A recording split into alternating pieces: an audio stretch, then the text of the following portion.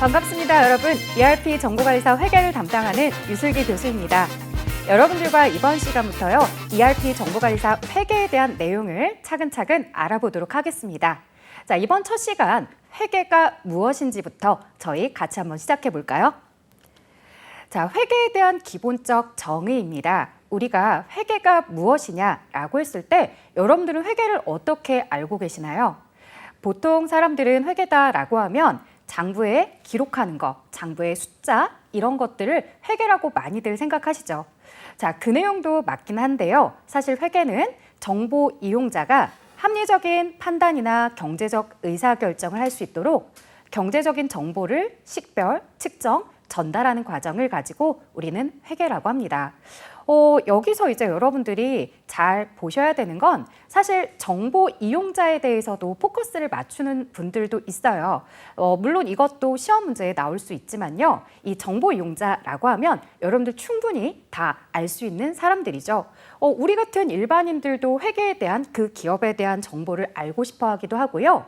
그 회사의 진짜 주인이 되는 주주라든가 아니면 채권자들, 은행, 그리고 거래처, 이 모두가 이 회사에 대한 정보 이용자일 겁니다.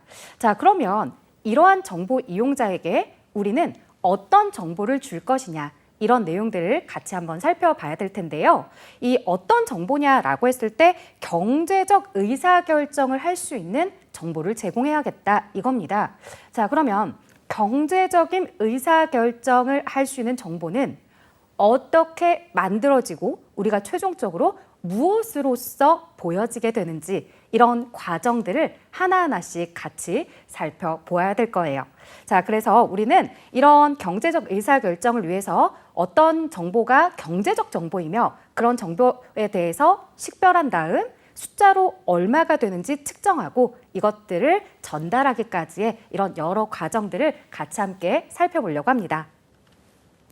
자, 그래서 우리가 회계의 순환 과정이다라고 표현을 하는데요. 회계에 대한 사건, 경제적 사건인 거래부터 시작해서 그 다음 단계가 무엇인지 또 차근차근 같이 알아봐야 될 텐데요. 자, 기업에서 발생한 이런 경제적 사건을 이건 경제적 사건이 맞아, 이건 경제적 사건이라고 보지 않아 라고 이렇게 경제적 사건의 유무를 식별하는 것, 그리고 그 사건이 식별이 되었다면 액수로서 그것은 얼마의 금액의 거래였어 라고 측정하고 이것을 정보 이용자에게 전달할 때 어떠한 양식으로 제공을 할지 우리는 차근차근 알아봐야 될 겁니다. 자, 이런 회계의 순환 과정에 대해서 측정, 기록, 요약하는 이런 과정들이 계속해서 매년 반복이 되고 있는데요. 이런 걸 가지고 이제 회계의 순환 과정이다라고 표현을 하죠. 자, 그러면 저희가 회계에 대한 거래부터 시작해서 어떻게 마지막에 이 결산이라는 작업을 통해서 재무제표가 보고가 되는지를 같이 한번 알아보려고 합니다. 자, 제일 첫 번째는요, 거래입니다. 앞에서 경제적인 거래가 맞는지 아닌지를 식별합시다라고 이야기했었는데요. 이 경제적 사건이다라고 한다는 것은 우리가 회계에서 거래입니다라고 표현을 하는 거고요. 이것은 경제적 사건이라고 보기는 어려워라고 한다면 회계에서는 그것을 거래로 보지 않습니다. 자, 그래서 회계를 배우는 친구들은요, 제일 첫 번째로 거래가 될 수 있는지 없는지를 구분하는 게 제일 첫 번째입니다. 회사에서 일어나는 모든 일들이 다 거래라고 생각하면 이거는 오해인 거죠. 자, 회사에서 일어나는 것들 중에서 회계가 거래라고 인식하는 이 경제적 사건을 우리는 구분하는 것부터 시작을 할 거예요. 자, 그 다음에 그러면 경제적 사건이 뭔지 알겠어요. 알겠으면 이걸 장부에 기록해 줘야 되는데요. 장부에 기록할 때 단순하게 우리가 일기를 기록하듯이 서술 형태로 기록하느냐? 그렇다면 표현하는 사람들에 따라서 그 정보를 해석하는 사람은 또 다르게 해석할 수 있더라는 거예요. 자, 이거는 좀 곤란하겠죠? 그래서 저희는 어떤 사건이 발생을 하면 그 사건에 대해서 어떻게 표현을 해줄 건지 약속을 합니다. 그 약속이 바로 분계인데요. 이 분계라는 건 우리가 장부에 기록하는 방식입니다.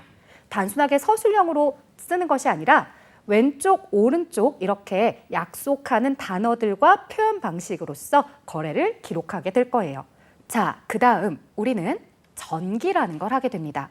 사실상 프로그램, ERP라는 프로그램을 이용함으로 인해서 여러분들이 직접적으로 전기라는 작업을 하지는 않습니다.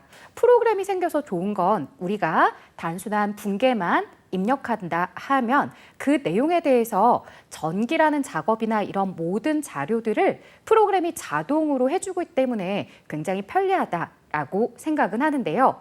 자, 이런 분계된 내용을 가지고서 장부로 옮겨지는 과정에서 행해지는 걸 전기라고 이야기하죠. 이런 전기라는 작업을 통해서 이제 우리가 모든 거래들이 모여지게 될 겁니다. 매일매일 쌓여진 거래들을 축적해서 우리는 하나로 다 모았을 때 이걸 총계정 원장이라고 하죠. 자, 이런 총계정 원장들까지는 매일매일의 거래들이 하나씩 축적이 되고 있습니다.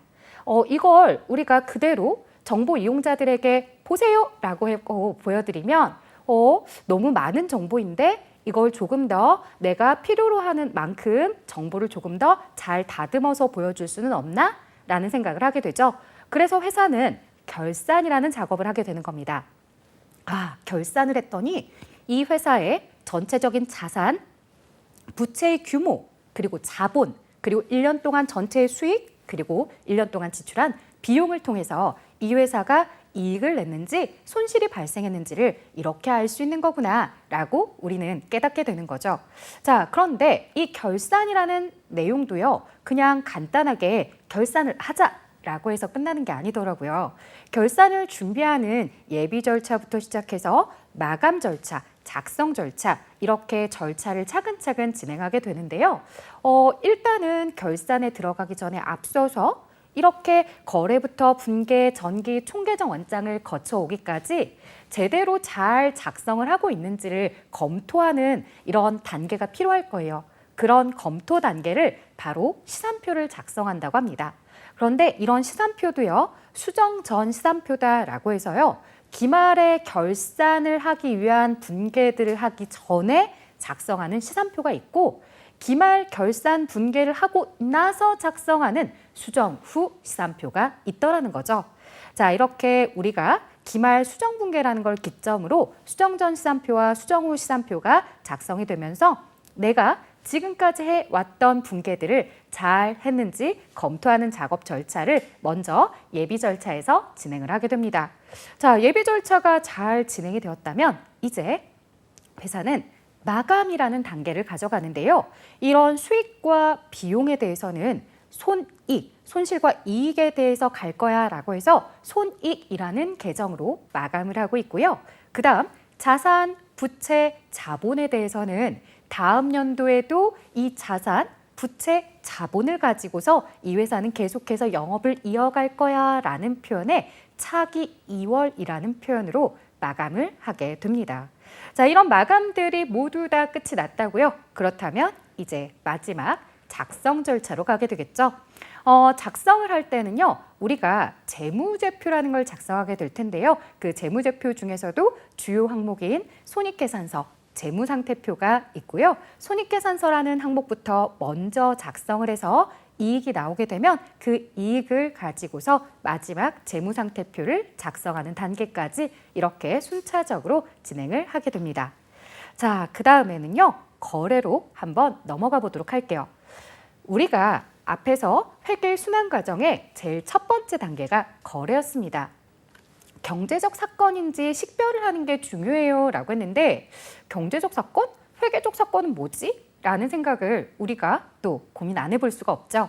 자, 역시나 우리에게 물어보는 질문들도 너는 일상생활에서 말하는 거래랑 회계에서 말하는 거래를 구분 지을 수 있어? 라고 하는 질문들 당연히 우리에게 물어봅니다.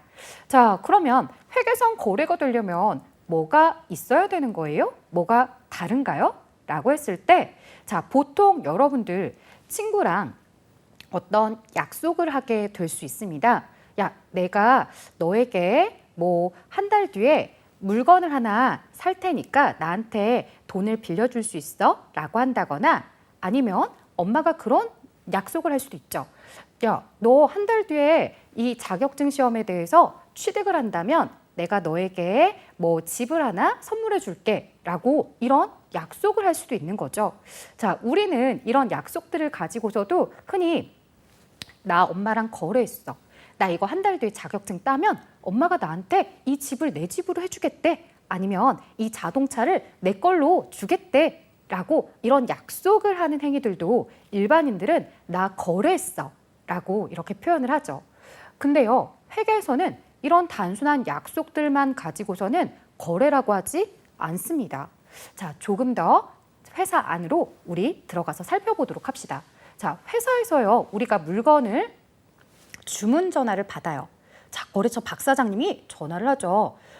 저기 김 사장, 지금 우리가 물건이 부족해서 그런데 내일 10개 가지러 갈 테니까 10개만 준비해 주세요. 라고 이렇게 연락이 와요.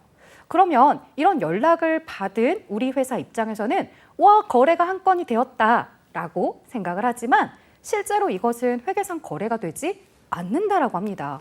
아니, 그럼 도대체 회계상 거래는 뭐지? 라고 이제 드디어 여러분들은 의문이 생기죠.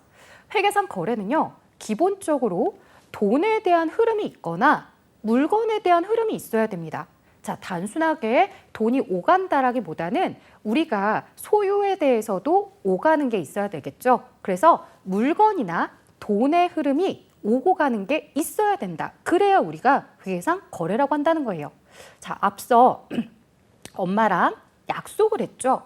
다음 달에 시험에서 너가 합격하면 내가 집을 줄게, 내가 차를 선물해 줄게 라고 했을 때 이런 약속하는 행위에서는 돈이 오간 것도 없고요. 아직은 물건이 오간 것도 없어요. 우리가 회계에서 거래라고 하려면 지금 당장 돈이 오가거나 물건이 오가는 거래들이 무언가는 있어줘야 회계상 거래야 라고 한다는 거죠.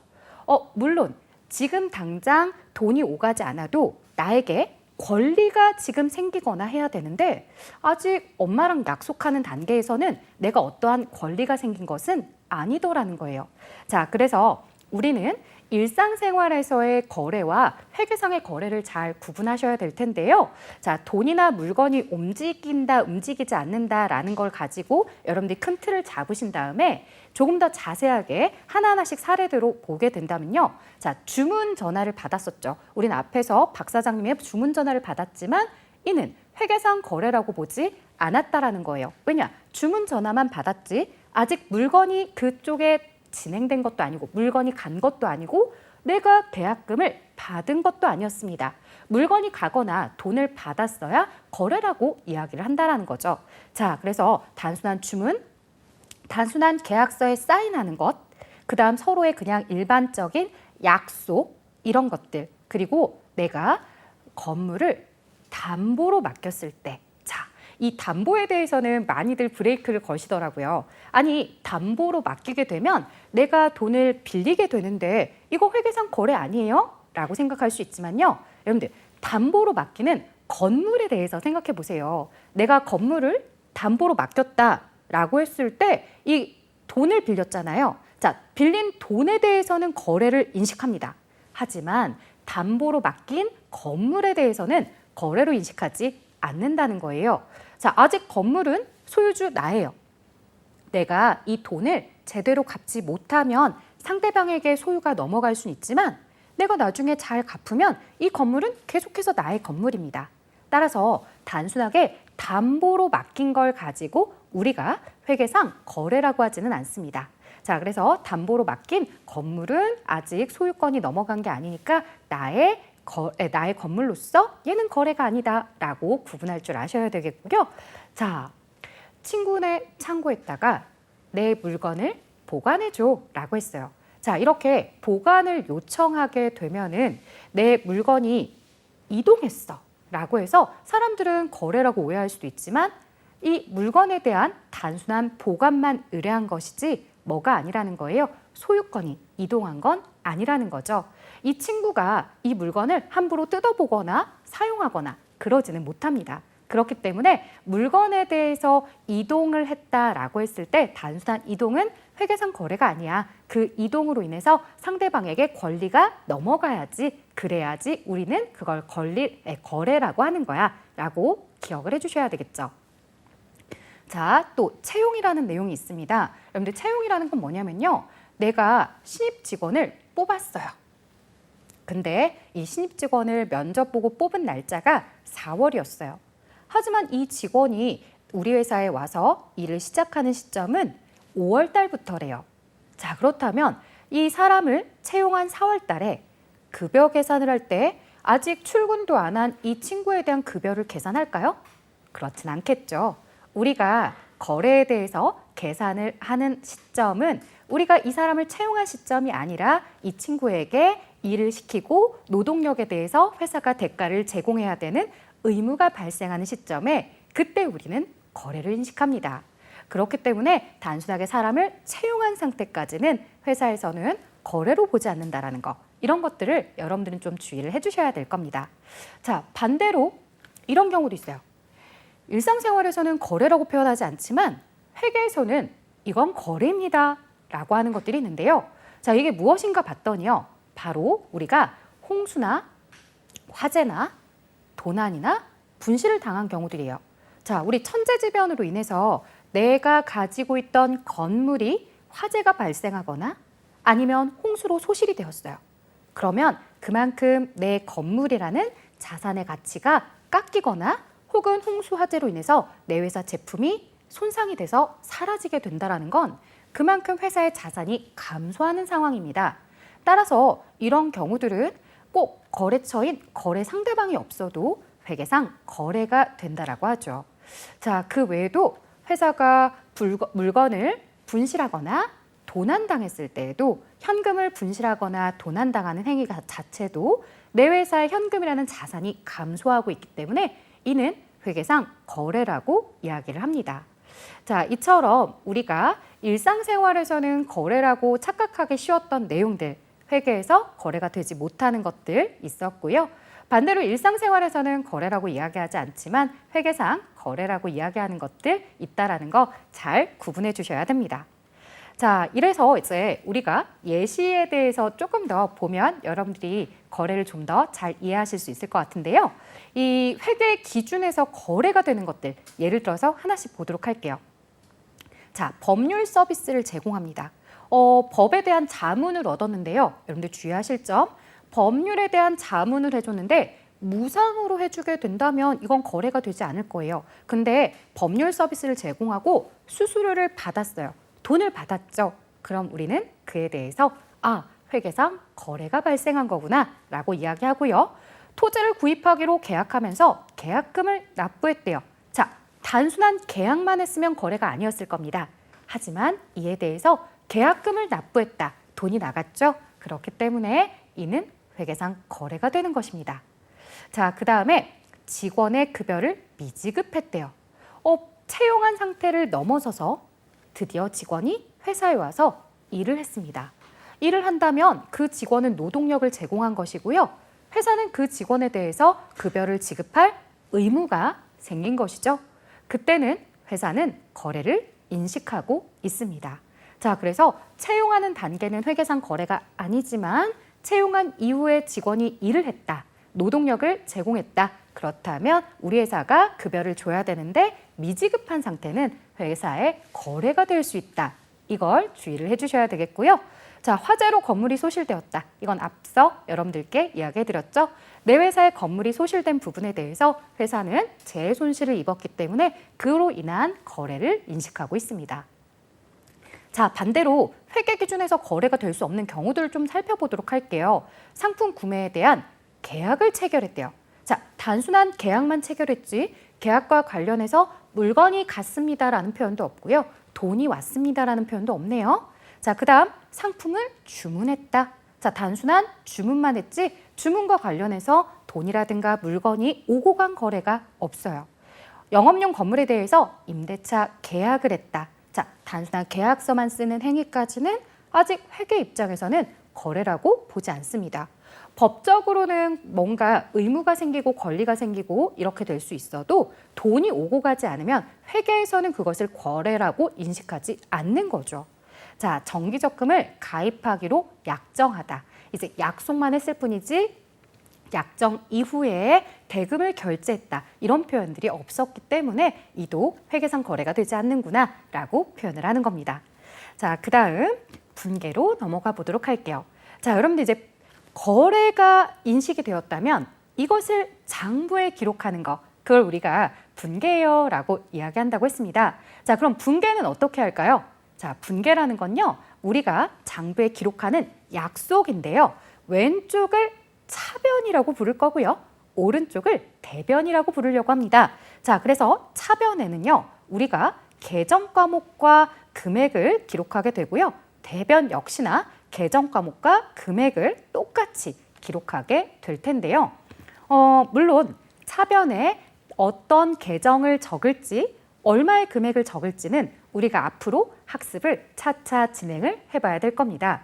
자, 그러면 이렇게 차변과 대변을 나누어서 기록하는 걸 분계라고 하는데, 차변과 대변을 나누어서 입력하는 방식이나 이런 것들을 우리가 좀 고민해봐야 되는구나 라는 걸 여러분들이 아실 수 있을 거예요. 자, 차변은 그럼 뭘 기록합니까? 라고 이야기를 하는데요. 보통은 뒤에서 이제 저희가 뭐 자산이 증가할 때 기록을 해주세요 라고 하거나 비용이 발생할 때 차변에 기록을 해주세요 이렇게 표현을 하고요.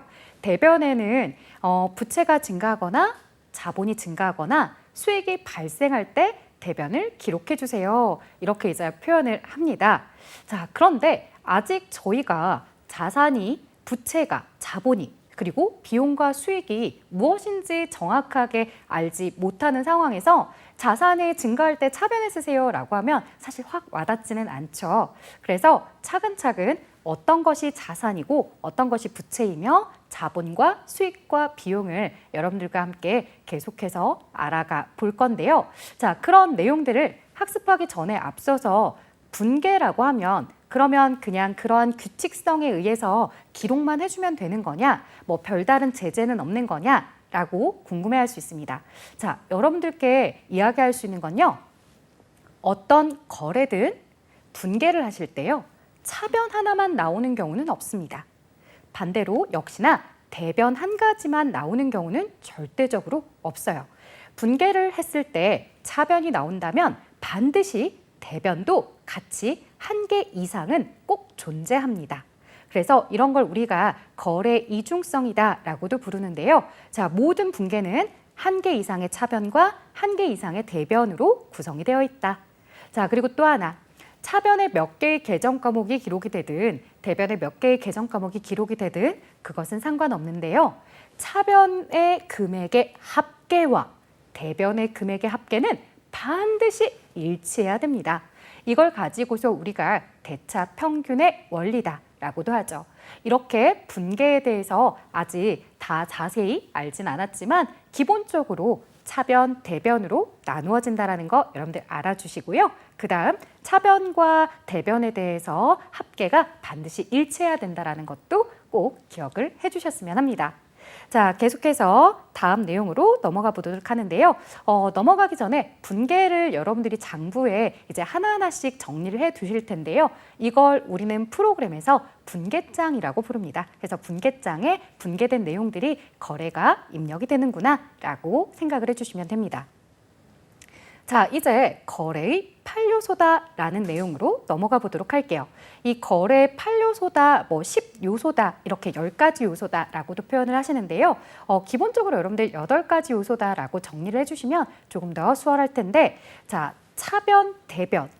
이 내용은 앞에 분계에서 봤던 건데, 네, 맞습니다. 차변에 어떤 요소들이 기록이 될지, 대변에 어떤 요소들이 기록이 될지를 정리해 보려고 하는데요. 기본적으로 차변에 자산이 기록이 되고 대변에 부채와 자본이 기록이 됩니다 라고 했지만 자산이라는 항목이요. 차변에도 기록이 될 수 있지만 대변에도 기록이 될 수 있거든요. 다만 차변에 자산이 기록이 될 때는 자산이 증가할 때 기록이 되는 거고요. 그리고 대변에 기록이 될 때는 자산이 감소할 때 기록이 됩니다. 자, 반대로 부채와 자본은요. 이들이 증가할 때는 대변에 기록이 되고요. 감소할 때는 차변에 기록이 됩니다. 그래서 차변에는 부채의 감소, 자본의 감소가 기록이 되죠. 자, 차변에는 비용의 발생이 기록이 되고 있고요. 그 다음 대변은 수익의 발생이 기록이 되고 있습니다. 이렇게 차변에 자산의 증가, 부채의 감소, 자본의 감소, 비용의 발생 네 가지 요소, 그리고 대변에도 마찬가지로 네 가지 요소가 이렇게 합쳐져서 거래가 이루어지는, 거래가 결합이 되는 8가지 거래 8요소다, 이렇게 표현을 해드린 거죠. 자, 그러면 이 거래 8요소를 내가 좀 어느 정도는 기억을 해야 되느냐? 네, 맞습니다. 우리가 분계에 대해서 이야기를 하면서 분계에 대한 흐름을 이해하기 위해서는 이 거래 8요소를 어느 정도는 알고 계셔야 되는데요. 이걸 내가 그냥 달달달 암기하는 건 아니고요. 자, 제가 여러분들에게 이 거래 8요소가 어떻게 구성이 되게 되었는지를 보여드리기 위해서 가지고 온 내용이 있습니다. 자, 재무상태표라는 요소와 손익계산서라는 요소가 있습니다. 재무상태표 왼쪽은요, 자산이라는 요소가 기록이 되는 거고요. 재무상태표 오른쪽에는 부채와 자본이라는 것이 기록이 됩니다. 왼쪽 차변에 기록되는 자산에 대해서는 우리가 우리 회사가 가지고 있는 자산, 내 것이구나 라고 생각을 해주시면 되겠고요. 오른쪽 부채와 자본에 대해서 이야기할 때는 내가 빌린 돈, 부채, 그리고 내가 이 회사를 설립할 때 시작한 돈, 자본이구나 라고 생각을 해주시면 됩니다. 예를 들어 여러분들이요, 3억 원에 집을 하나 마련을 했다라고 한다면 내가 은행 대출 1억을 받았고 내가 2억 원에 대해서는 원래 가지고 있던 내 돈이다 라고 한다면 1억 원의 부채, 2억 원의 자본을 가지고서 아파트라는 3억 원의 자산을 보유하게 되었다고 하는 겁니다. 그래서 왼쪽 차변의 자산과 그다음 오른쪽 부채와 자본의 합은 딱 일치하게 되어 있는데요. 이런 자산에 대해서 회사가 증가하게 되었을 때는 왼쪽 차변에 기록해 주도록 하는 거고요. 내가 아파트를 구매했다, 건물을 구매했다라고 했을 때 차변에 건물 3억을 기록하실 때 대변에 은행의 대출에 대한 차입금, 부채가 기록이 되는 거죠. 그만큼 회사는 은행에다 갚아야 될 부채가 증가한 겁니다. 그래서 부채의 증가는 대변에 기록이 된다라고 한 거고요. 진짜 나의 돈, 자본도 이렇게 대변에 기록이 됩니다.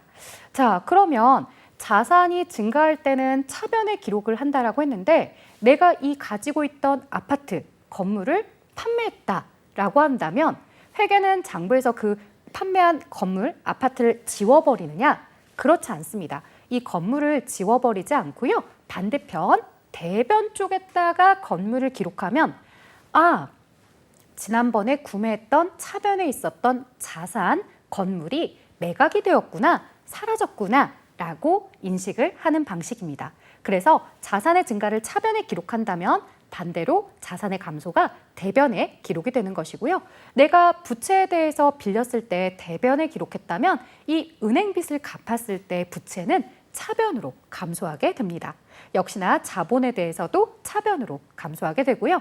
자, 손익계산서에 기록할 때 왼쪽 차변에는 비용을 기록하고요. 오른쪽에는 수익을 기록하게 됩니다. 비용이 발생을 했다라고 표현을 합니다. 우리가 자산이나 부채나 자본은 증가하다, 감소하다 이런 표현을 쓰는데요. 이 수익과 비용은 당해년도에 수익이 발생했다, 비용이 발생했다 이렇게 표현을 합니다. 그래서 비용이 발생한 경우 차변에 이렇게 기록을 하고 있고요. 대변에는 수익이 발생했을 때 기록을 하죠. 자, 이제 거래 구분입니다. 우리가 이런 자산, 부채, 자본인 재무상태표 요소들을 살펴보고 수익과 비용에 대한 요소들을 살펴보면서 그들이 결합이 되어서 거래가 아주 다양하게 이루어질 거라는 건 알게 되었습니다. 그런데 이들을 가지고서도 우리는 교환거래냐, 손익거래냐, 아니면 이들의 합쳐진 혼합거래냐 이렇게 거래의 종류를 구분해 볼 수 있더라는 거예요. 자, 교환거래라 하면요. 자산, 부채, 자본들만 차변, 대변에 나오게 될 때 우리는 그때 교환거래라고 하고요. 손익거래다라고 하면은 비용 한 가지가 등장을 한다거나 수익이 한 가지 이상 등장을 하게 되면 이들에 대해서는 손익거래다라고 표현을 할 거예요.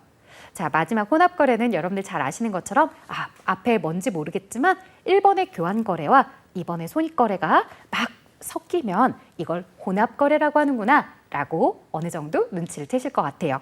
자, 조금 더 자세히 살펴보면요. 교환거래다라고 하면 지금 여러분들께 제가 예시로 회계처리를 가지고 왔는데 차변에 자산이 기록이 되고 오른쪽 대변에 부채와 자본이 기록이 된다. 즉, 뭐로만 구성이 되어 있다는 거예요. 재무상태표 요소인 자산, 부채, 자본들로만 구성이 되어 있다는 거죠.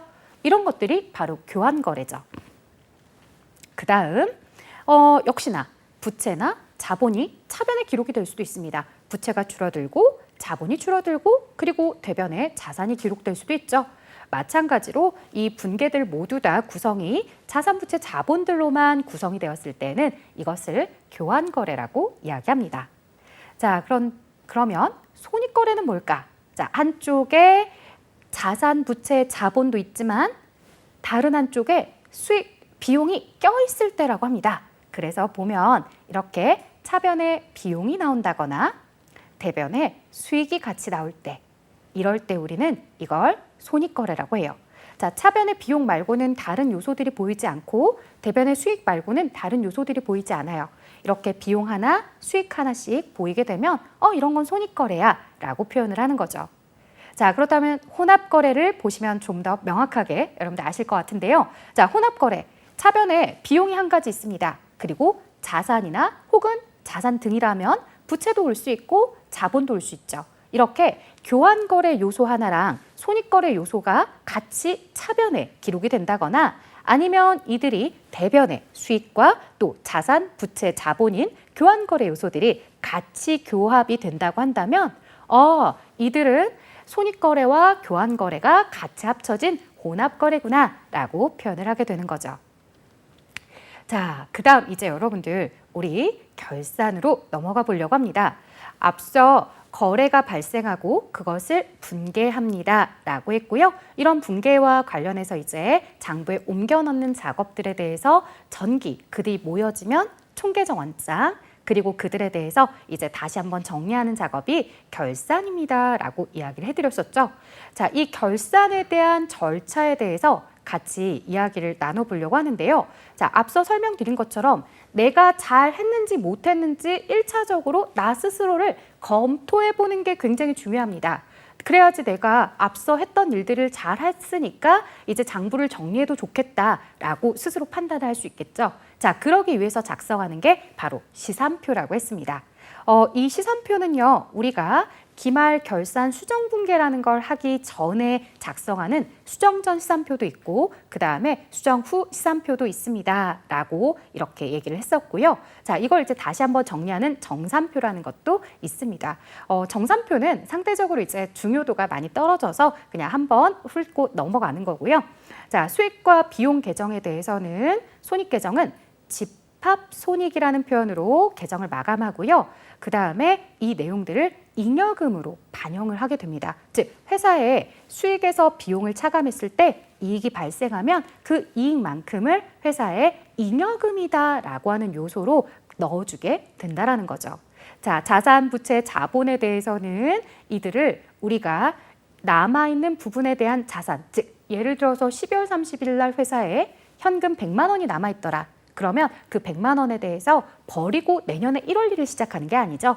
이들을 가지고서 내년에도 똑같이 우리가 시작을 해야 되기 때문에 다음 끼로 2월 시킨다라고 해서 차기 2월이라는 표현으로 마감을 해주게 됩니다. 이렇게 손익계산서와 재무상태표를 포함해서 재무제표를 작성하게 될 건데요. 자, 그러면 이런 재무제표가 최종적으로 작성되기까지 결산에 대해서 조금 더 살펴보려고 합니다. 자, 이렇게 손익에 대해서 집합손익 그리고 자산, 부채, 자본 항목에 대해서 차기 2월로 마감이 되고 있다는 표현을 조금 더 눈여겨봐 주셨으면 하고요. 자, 시산표에 대해서는 앞서 설명드렸던 것처럼 차변과 대변이 정확하게 기록이 되었는지를 검토해주는 표입니다 라고 이야기해드렸죠. 자, 그런데 여러분들, 그러면 회사가 시산표만 잘 작성하면 모든 내용들을 다 올바르게 작성했다라고 스스로 자만할 수 있느냐? 그렇지 않죠, 여러분들? 우리는 겸손해져야 됩니다. 자만할 수가 없어요. 자, 무슨 이야기냐면 시산표에서 오류를 발견해내기는 하는데요. 100% 여기서 오류를 모두 다 발견해내진 못합니다. 그러다 보니 여기서 발견하지 못하는 오류들에 대해서도 같이 한번 언급을 해봐야 될 것 같네요. 자, 시산표에서 발견할 수 있는 오류들은요. 시산표가 어떤 구조로서 오류를 집어내는지 이것부터 아셔야 되는데요. 자, 우리는 획에서 T 모양의 계정을 가져다 놓고서 왼쪽에 차변, 오른쪽에 대변으로 이렇게 구분해서 기록을 하면서 차변과 대변의 합계를 무조건 일치시키도록 분계하도록 했었죠. 그러면 차변과 대변의 합계에 대해서 정확하게 내가 모든 자료들을 잘 기록했다라고 한다면 나중에 이들을 다 모아서 시산표라는 곳에다가 모아두었을 때 차변과 대변의 합계가 반드시 일치하게 될 겁니다. 자, 그런데 차변과 대변의 밸런스가 안 맞아요. 이걸 ERP 프로그램에 들어가게 되면요.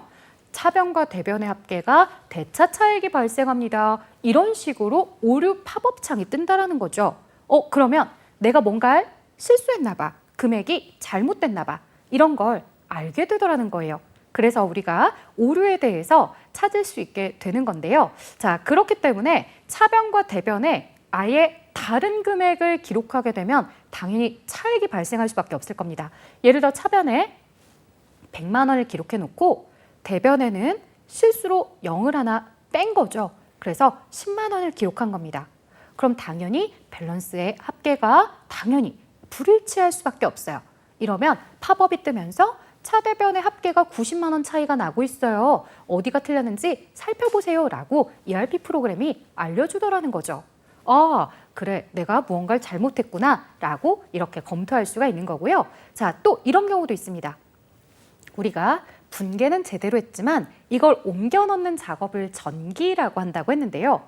물론 프로그램에서 자동으로 해주기 때문에 이런 실수가 나올 수는 없겠지만 만약 내가 수기로, 손으로 직접 작성을 한다고 했을 때 차변의 요소는 기록을 해놓고서 대변에 있는 내용을 내가 만약에 누락했더라 라고 한다면 당연히 차변에는 100만 원이 기록이 되었는데 대변에는 아무것도 기록이 되지 않았으니 밸런스의 차이가 날 수밖에 없겠죠.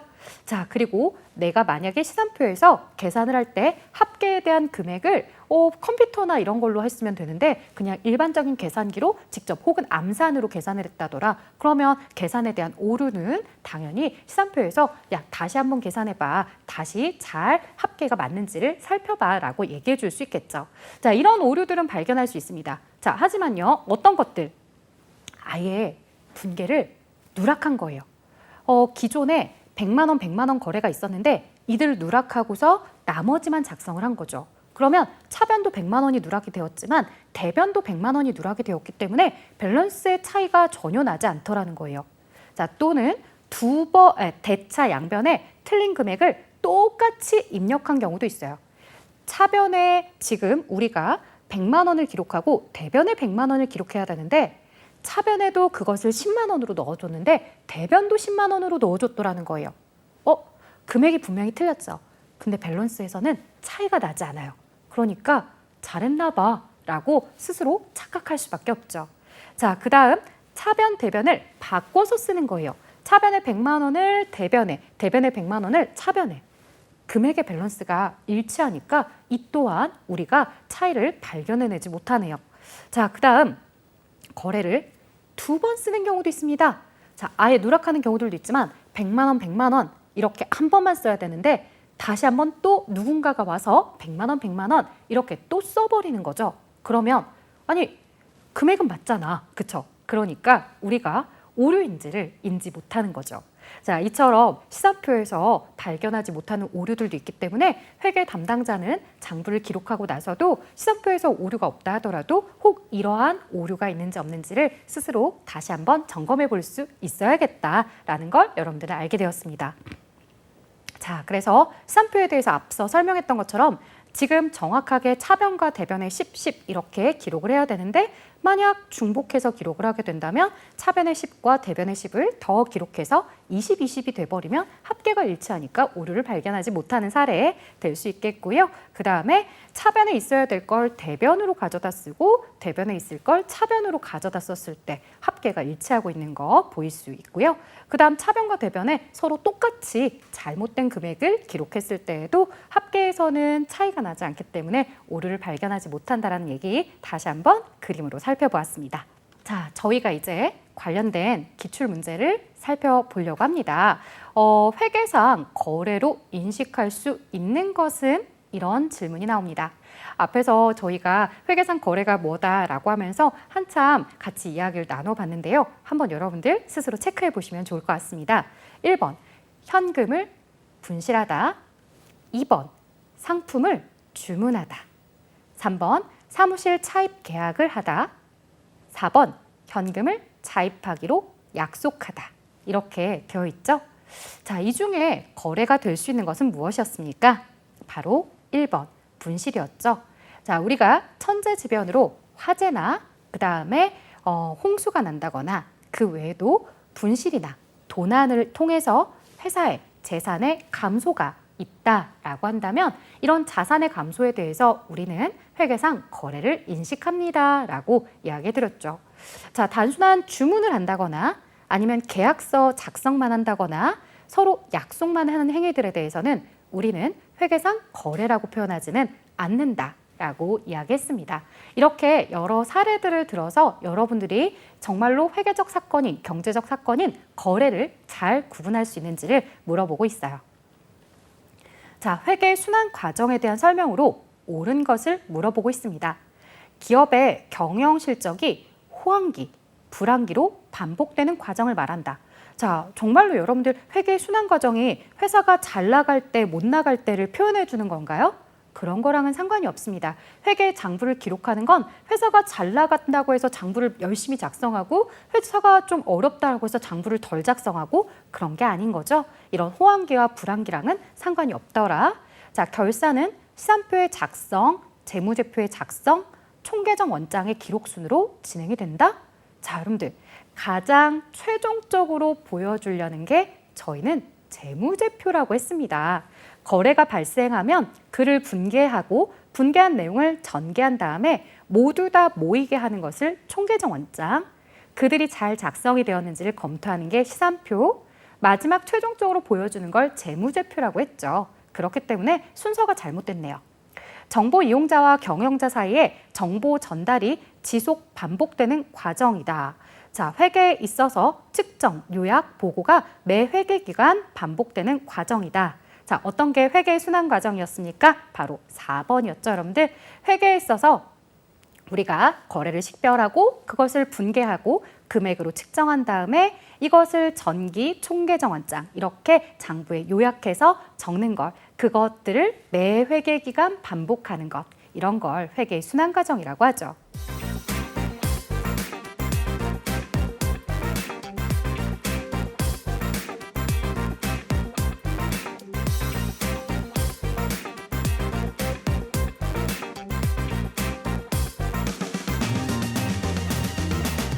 여러분들 어떻게 이 회계에 대한 첫 번째 시간 잘 진행해 보셨나요?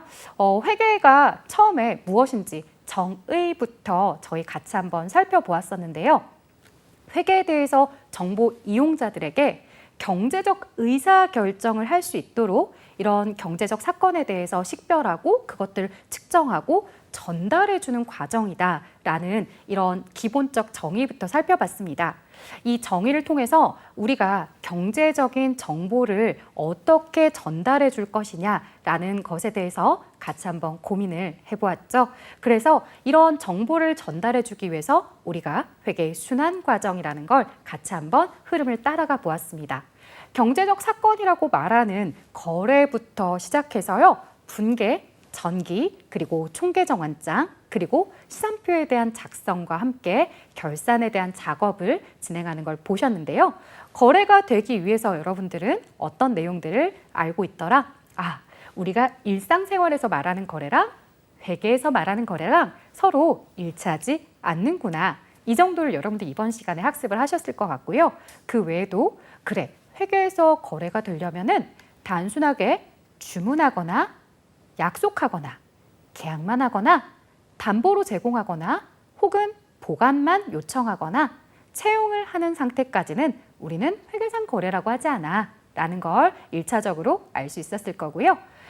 거래 상대방이 없더라도 그래서 일상생활에서는 거래라고 표현하지 않아도 홍수나 화재 같은 천재지변으로 내 회사의 자산이 소실이 된다거나 아니면 분실이나 도난을 통해서 내 회사의 자산이 사라지게 되었을 때 이런 경우 회계는 거래라고 인식할 수 있구나라는 걸 여러분들은 알게 되었죠. 자, 그 외에 이제 분계라는 작업으로 넘어갔었죠.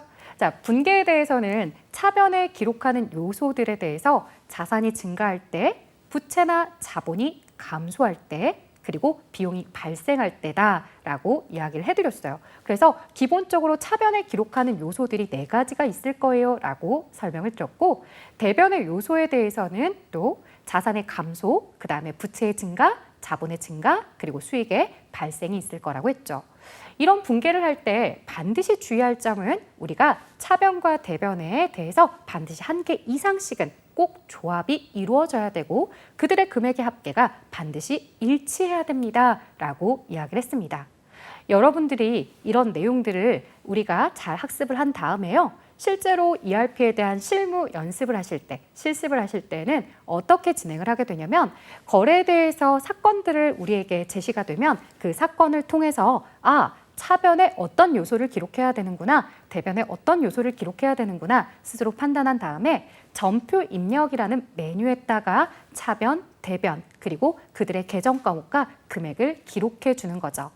그런 내용들을 기록했을 때 우리가 그들에 대해서 어디로 반영이 되는지 이런 것들은 ERP 시험에서 굉장히 여러분들에게 중요하게 물어보는 내용입니다.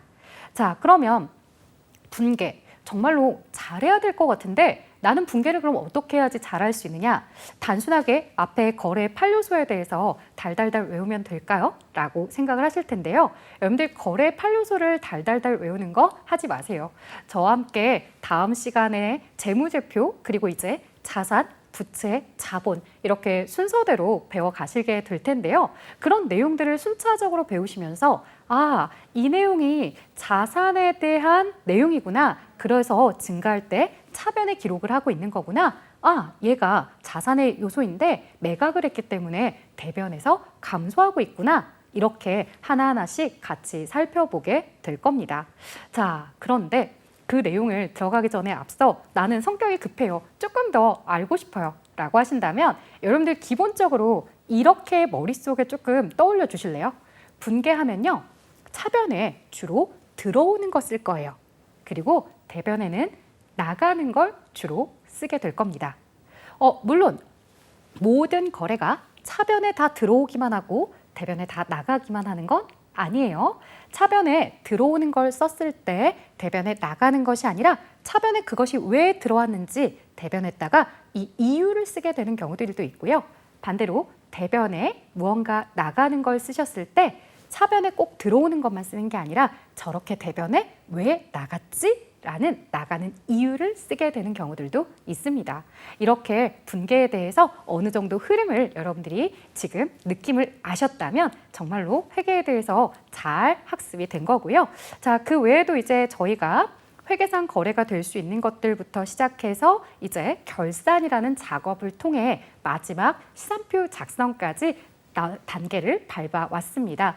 시산표다라고 했을 때 차변과 대변의 합계에 대해서 우리가 일치하면 지금까지의 단계들을 모두 다 잘 밟아왔습니다. 잘했어요. 라고 이야기를 해줄 수 있고 차변과 대변의 합계의 밸런스가 맞지 않으면 내가 무언가 실수를 했다라고 스스로 검토할 수 있는 표가 시산표라고 했죠. 자, 하지만 이 시산표 모두 다 완벽한 것은 아니다. 그래서 우리가 이 시산표에 대해서 이야기를 할 때 차변과 대변의 합계에 대해서 밸런스에 대해서 우리가 딱 일치한다 하더라도 발견하지 못하는 오류가 무엇인지를 명확하게 파악하고 있어야지만 좀 더 꼼꼼하게 장부를 작성할 수 있더라 라고 얘기했습니다. 자, 그래서요 여러분들 차변과 대변에 똑같이 틀린 금액을 기록한다거나 아니면 차대변을 바꿔서 쓴다거나 이런 행위들 혹은 차대변의 거래가 혹시 누락된 것은 없는지 이런 내용들에 대해서 스스로 검토해 주는 거 반드시 꼭 잘 체크해 주셔야 되겠죠.